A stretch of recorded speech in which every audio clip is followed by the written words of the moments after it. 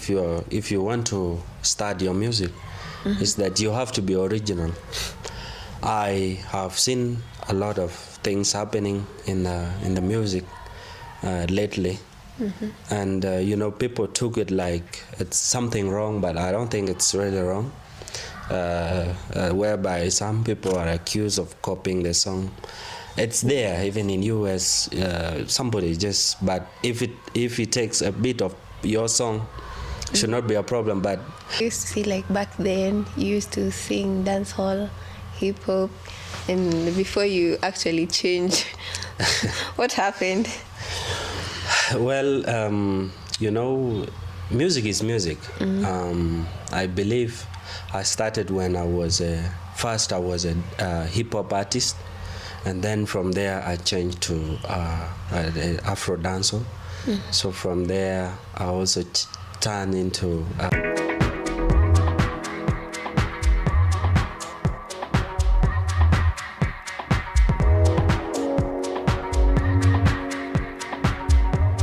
Hello everyone, welcome to another episode on the Red Table Podcast. I'm your host Tina Ro, and today we have an artist, and we'll give him a chance to introduce himself and tell us more about his music journey. You're welcome. Thank you. By name Aru DebruSilver. I greet everyone that is watching. So tell us, what's the name behind Aru DebruSilver? Well, Aru DebruSilver is just one name actually. Actually, it should have been Aru DebruSilver. But sometimes to make it a bit different, you just have to add some things. So I had to add some letters there to change it. Okay, so what inspired you to start your music journey? Well, I think the reason I do music is because I like listening to music from the very young age. We used to play where there is a radio. We listen to music, and from there I started liking music even more. So I decided, back then I used to sing. In our language. So I used to see back then you used to sing dancehall, hip hop, and before you actually change, what happened? Well, music is music. I believe I started when I was a hip hop artist. And then from there I changed to afro dancehall. So from there I also turned into because I wanted to deliver something. First, I have people back home that I have to deliver a message to, and that's why I changed to a bit of traditional or more of it. Yeah. So do your moods influence your work? Well, actually, yes, because mostly in most cases when I compose a song, I sometimes find myself sad. That's when I started composing. Or maybe when I'm happy, I compose something that is related to whatever that I'm feeling. So there was this song that went viral on TikTok and everyone was using it. So what was the story behind it? Well, the song and Bugum, that is in Dinka, where you I think can be translated. I don't know, it should be I will persevere. That's what it means. Mean that that song actually is a personal song. It is a song that I felt inside me, and reason I composed it, it's because I also want to encourage other hustlers that are outside there, and maybe they need motivation, and that's why we are an artist. An artist is somebody that take whatever people feel and then compose it in where they will feel even much better. So whatever you're feeling, you just have to express it, because the other people will also feel it, because they're afraid of expressing it. Yeah, they might not have chances to express themselves, but if I feel if I feel that and they are also feeling it, we understand. We have to do it that way. Okay, so what's your favorite story behind your favorite song? My favorite story is that everyone is a believer, and it doesn't matter what you believe in. But personally, I believe that I have time that will come. Yeah.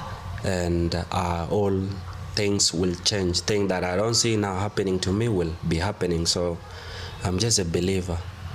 So far, how is your music journey going?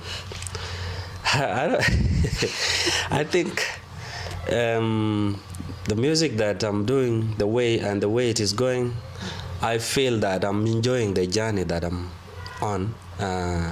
It's not really like everything is smooth, but we have to enjoy the good time that we are having there. Yeah. Sure. So how long have you been into the music industry?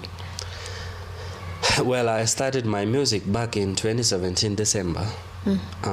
So if you do your calculations, maybe up to now, and maybe we're continuing even more, we can say we have many years. I don't know. So where do you see yourself in the next, let's say, 2 to 3 years? Maybe last year I wasn't seeing myself here, but now I'm seeing myself doing much better. So 2-3 years is a bigger big space and a big gap. So I think with the support that I'm getting, probably we could be heading somewhere that is a promising one. Yeah. So what message or feelings do you hope for your art to communicate to people? I just want to say that people should actually sing things that they feel, because we're human beings, and a lot of things that we experience are things we feel. So if you sing something you feel, even the other person will obviously feel the same way. Definitely. So yeah. So are we expecting any tour from you, concerts? Nope. What I'm doing this year is that I'm working on an album that is titled as Breadwinner. But now that is translated. In Dinka it should be Mului. So Mului album. That's what I'm working on. After that, I'll be thinking of what to do next. So now your fans are expecting an album from you. Yeah. Guys, you're expecting an album from Aru. Keep in contact with him. He's releasing it anytime soon. So what role do you think art plays in society? What role do you think the art of music nowadays plays in the society? Well, there's nothing much that the arts plays. Actually, it's all about peace. That's why we are here, and the love that the peace and the love that we share with the communities and the society. That is the most important thing in the arts as it is. Okay, so like you said, in the communities. So let's say like your music, usually like let's say it's the Dinkas that listen to it and they get it. So if some of us, like some other communities, are interested in your music, then they love it, yes, but they don't even know what you are singing. How do you cope with that, and how do you tell them? Sometimes it's like that. The English wasn't our language. Maybe at my younger age, I've never imagined that I could be speaking in English. But now I learned because I was very much interested. So the moment you are interested, and then you like something, you always find ways to that. Yeah. So do you speak Arabic? I speak, but a bit small because I spend most of my time in East Africa. So It's hard. it's a bit hard, but we know the Arabic for konya konya. That's what we know. But as long as you know the little bit of it, it's all good. So what's been the biggest challenge in your career? The biggest challenge that I've faced, as for me, it has been like the perception of music. You know, being a South Sudanese or being a man from Dinka, it's always tough, you know, like the responsibilities are always on your neck. Yeah. And you know, if mostly you fail to provide, it's always a problem. So these are the challenges, like how people take my music that I'm doing, because in most cases people take it like, you know, doing music is a crime. And these are the things that I have faced as for myself. That's what I faced. It's just say like some of your family members didn't encourage like or let you do music. Yeah, they're like, okay, this is the thing, like, you know, music is seen as a like, you know, it's not okay, like person should not follow it. It's not a career, you know. But when you like it, you find it a bit challenging, because if somebody tries to stop you from doing it, you know, you find it difficult to handle that kind of pressure. And you know, we people that are from our background, we are meant, the moment you are 20 and above, you are obviously expected to provide. Definitely. So you want to tell me like you are the first son of your family, or somehow? Yeah, in my family we are so many, but everybody is expected to provide. That's at the end of the day. So it doesn't matter whether you're last born or you're firstborn, but all in all, you are expected to do something. Yeah, that's true. So apart from music, what else do you do? Well, apart from music, actually I'm schooling, and I think maybe after a few years we'll know, like, because in South Sudan you don't do one thing, Yeah. Yes, you don't do one thing, and maybe in a few years' time we'll know exactly where this thing takes me. Yeah. So in your music journey, have you ever doubted yourself? And how did you cope with it? I've never doubted myself, because if I was doubting myself and then other people be like, you know, don't do music, stop music, music is a crime, it's not okay in our society there, you know, I would have stopped doing music. And because I believe in myself and I trusted myself, that's why I kept doing it until the time that I am in now. So back home, they're used to you doing your music, and they accepted the fact that that's what you choose for yourself. Yes, everything that is new, always you find it a challenging.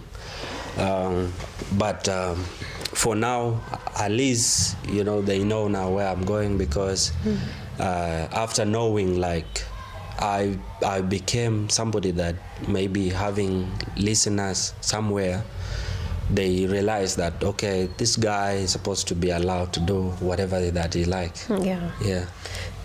So have you ever been criticized in your music journey, and how did you handle it? Of course, I've been criticized so many times, and I didn't take it bad. So because you know, critics always makes you go the right way or do the right things, because everybody has their opinion, and sometimes you don't have to listen to all the critics. Sometimes you just have to pick the right things and you execute on them. Yeah, that's actually true. So what's one thing people would be surprised to know about you? One thing they will be surprised to know about me, I'm just a quiet person. And and actually I don't envy people, because I like this thing that if we are all winners, there won't be any envy between us or among us. So that's, maybe somebody might be surprised to say that, like, I don't envy people, because I also feel like they should also win, so that when I win, we all okay, we don't have problems and all that, because the problem is too much nowadays in our society. Yeah. Whereby you if you have your things, or you worked hard for your stuff, your things, and somebody sees them, they will obviously have a problem with you, not because of you actually, but because of the things you have. That's actually true. So Yeah. let's say, for example, now someone out there is thinking as you as their competitor. Yeah. So how would you handle it, and how would you tell him or her? No, I won't tell him, but obviously the way I will, if should we meet in some place that he is working and I'm working there also, I will support the way that he never thought that I would, Yeah, so that he knows that I don't have a problem with whatever that he's doing. And I also support what he or she is doing. But I think in the music industry, people just think like you're having a competition with almost everyone, but you are not. You're just focused on your music career, and they also think, nah, this one is competing with me, let me release more songs and more songs. So if you had to collaborate with any artist in South Sudan, who would it be? Or in your album that you'll be releasing, is there any collaboration, or is just you alone? In my album, the album that I'm doing, it's an album of 8 songs. And actually I didn't feature anybody there, because this year I wanted this album, it's basically about my feelings. And I decided just to do it alone. And for the question of whether if I would love to collaborate with any artist, collaboration usually comes from the way you cooperate. It's about the cooperation that is between you and the other artist. So now I think if I have to work with any artist, maybe I could work with Malong Amir. That's the person that I have worked with last year on a song. That was his song. He called me and we had to work on it together. But also, if I have a song that I'm going to work as a collaboration, maybe I'm going to hook up with Malong and maybe we do something. So, like, about your music, do you find it fun working alone? Well, I find it fun because sometimes if I'm expressing my feeling, I feel that nobody feels the same way that I'm going to feel, So based on my album, it's always about what I feel, and that's what I compose. Maybe the other person has their own way of feeling, and if they comes in and maybe work with me, sometimes it might sound like, this a different feeling from this. So where is the best place for you to write your own music? Nairobi. Nairobi, yes. So that's the best place. Yeah, that's why I came even. I was in Juba, but then after we got done with the 9 July the concert for Malong Amir, I said I have to go to Nairobi maybe to complete this album on time, and we see how to release it. So you just want somewhere quiet, peaceful. Yes. And you just thought of Nairobi. Yeah. That's nice. So you said you are schooling. So what are you studying currently? Should it be here? Some people would want to know because you said that you are studying. Okay. This is what I'm doing. I'm doing a computer science. That's what I'm doing. Interesting. Yeah. What made you do that. It's because I like the time I finished my high school, I had this thing of being interested on things like on website stuff, and some other things that I want to find out myself. So I decided like to do that because everything that I do is a bit closer to that. So how do you balance your music and school? Well, school is a jealous one, whereby it does not allow you to do a lot of things like music and all that. But we are grown up, and sometimes you have to schedule everything. You put them on the right schedule, and you proceed with whatever that you are put for today. In case you just released a new song, how do you market it? How I market it is it's a bit challenging, but because South Sudan, we have one problem there, that is that side of website where when you try to upload your song on DistroKid and all that, people might not stream them in South Sudan. The people that stream them actually are the one that in diaspora.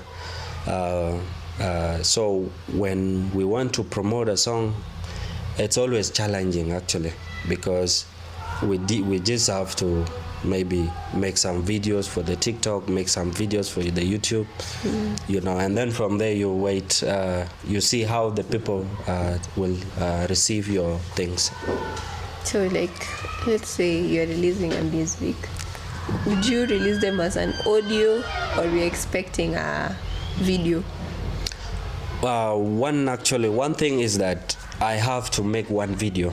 That's what I usually do. And it's only last year that I couldn't do a video because I was having so many other things to run.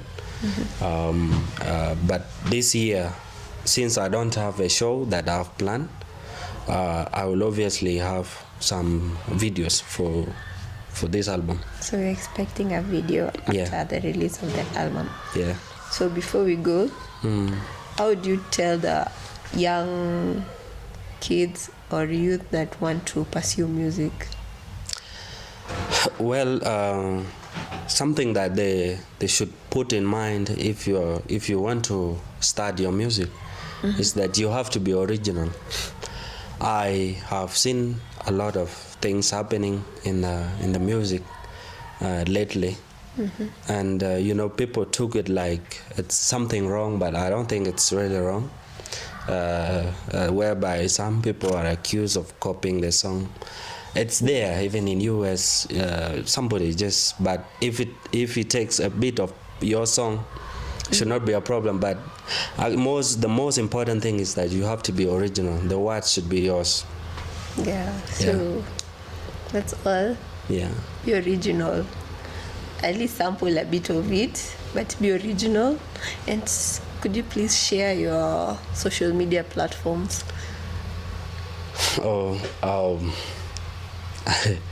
Actually, you can find me on TikTok. That is Aru DebruSilver. On Instagram, Aru DebruSilva Official. On Facebook, Aru DebruSilva Official. Yeah. YouTube. YouTube is Aru DebruSilva. Follow up, subscribe on his YouTube, and that's all for today. Like, subscribe, comment, and share.